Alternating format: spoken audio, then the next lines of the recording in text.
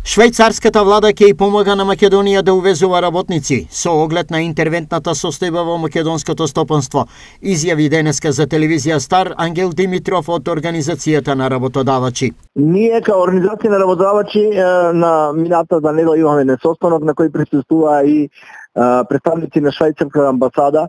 Тие се спремни да помогнат на нашата влада со одредени проекти и помош околу либерализацијата на овие процедури, затоа што сите треба да бидат свесни и владата сигурно е веќе свесна дека со намалување на бројот на работниците во реалниот сектор ќе се намалат приливите во фондовите и ќе има голем проблем со исплата на пензии и одржување на здравството и образованието во држава. Поради ова, се поголем број на фирми, особено помалите, ставаат катанец на врата. Факт е дека почна помалите компании, особено оние кои немаат директни контакти со странските брендови, туку работат како втора рака преку наши предузимачи, почнаа да полека да домираат.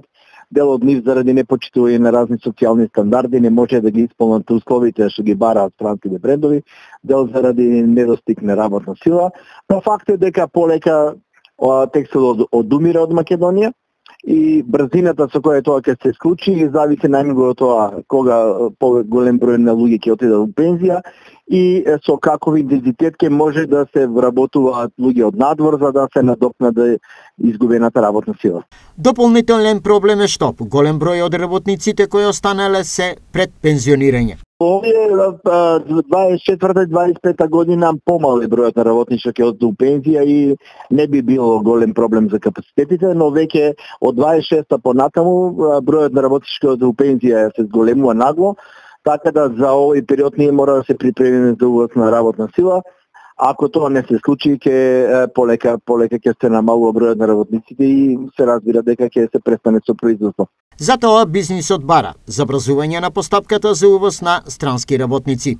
За увоз на работници во Македонија е потребна либерализација на тие процедури, не само процедурите за барање согласност за склучување договор со странец во Македонија, туку и процедурите во нашите дипломатско-конзуларни представништва во странство, каде треба да се извади виза за влез во Македонија заради вработување.